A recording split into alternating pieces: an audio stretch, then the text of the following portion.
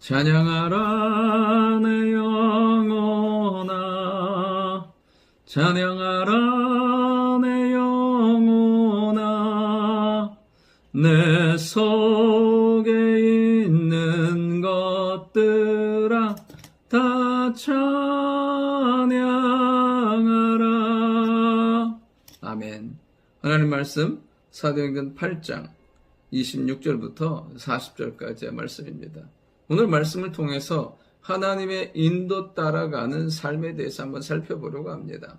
첫 번째로 살펴볼 것은 하나님의 인도 따라갈 때 하나님의 역사하심이 있다는 것입니다. 26절에 보면 주의 사자가 빌립에게 말하 이르되 일어나서 남쪽으로 향하여 예루살렘에서 가사로 내려가는 길까지 가라 하니 그 길은 광야라.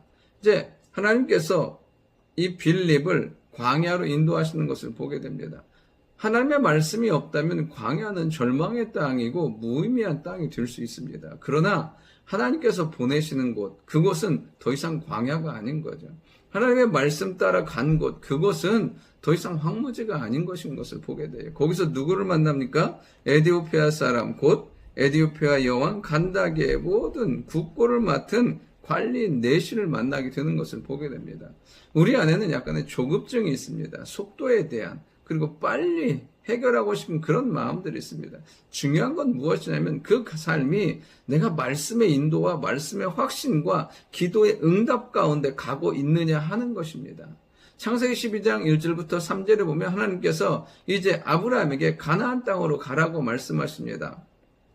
그때 아브라함이 12장 4절에 보면 이에 아브라함이 여호와의 말씀을 따라갔고, 그 하나님의 말씀을 들은 아브라함이 무엇을 따라가냐면 여호와의 말씀을 따라가요. 가보지 못하고 불확실함과 그 다음에 정확하지 않은 그 모든 것들을 초월해서 하나님의 말씀을 따라가요. 그러니까 그것 가운데서 이제 그 일 가운데서 아브라함이 믿음의 조상으로 세워지게 되는 것을 보게 돼요. 누가복음 5장에도 보면 밤새 고기 잡지 못한 베드로에게 예수님께서 깊은 데로 가서 그물을 내려 고기를 잡으라고 말씀하십니다. 그때 베드로가 잡은 것이 없지만은 내가 말씀에 의지해서 그물을 내리겠습니다. 여러분, 우리가 말씀을 의지하고 말씀을 따라가고 말씀의 인도함 받아가면 여러분, 하나님은 내가 이전에 알지 못했던 것, 경험하지 못했던 놀라운 역사들을 나타내주고 경험하게 만들어주신다는 거예요.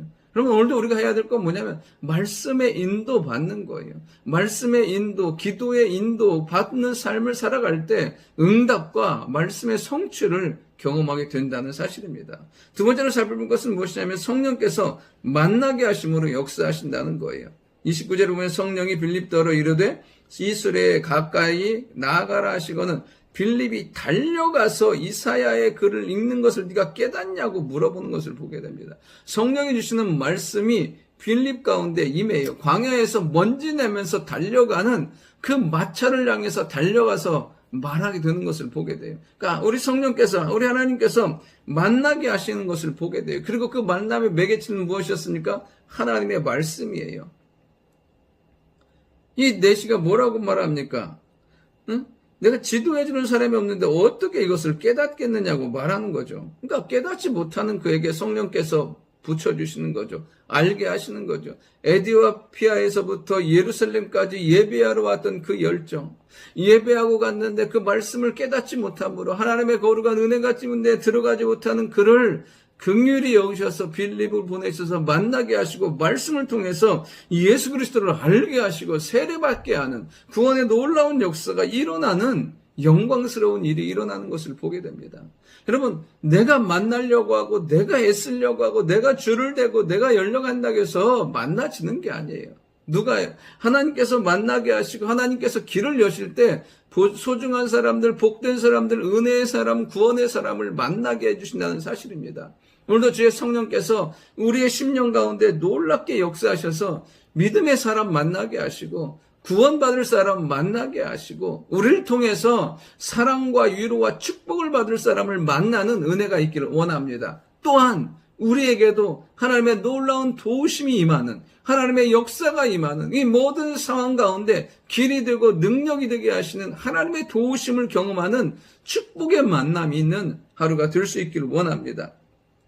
마지막 세 번째로 하나님은 이 복음의 놀라운 역사를 확장시켜 가신다는 사실입니다. 이제 이 내시가 복음을 듣고 세례를 받습니다.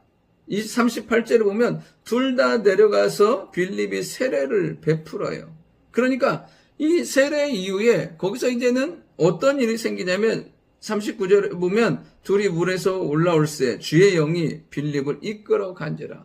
이제 우리 하나님께서 이 내시에게 세례를 베풀고 구원의 확신과 놀라운 영광을 허락하신 다음에는 또다시 빌립에게는 빌립의 길을 가게 하시는 거예요. 그러니까 빌립이 또 어떻게 돼요? 40절에 보면 아소도에 나타나 여러 성을 지나 다니며 복음을 전하는 것을 보게 돼요. 그러니까 또 빌립은 또 다른 계속 하나님의 사역과 인도의 길을 가는 것을 보게 돼요. 거기서 끝나는 게 아니에요. 여러분, 우리가 하나님의 인도 가운데 살아갈 때 하나님은 우리를 날마다 새로움으로 역사해 주신다는 거예요. 마치 징검다리 같은 거죠. 우리가 뭐 징검다리를 하나를 건너면 거기서 끝나는 것이 아니라 또 하나를 놓아주시고 또 가게 하시고 또 가게 하시면서 오늘도 우리 안에 확장되는 역사가 우리가 지금까지 경험해보지 못하고 알지 못했던 그 새로운 믿음의 역사들이 열리는 귀한 하루가 될 수 있기를 원합니다. 그리고 동시에 또 하나 누굽니까? 내시는 또 기쁘게 그 자기의 길을 갑니다. 자기의 나라로 돌아가요. 여러분, 지금 아프리카에서 정 기독교가 왕성한 나라 중에 하나가 어디냐면 에티오피아예요.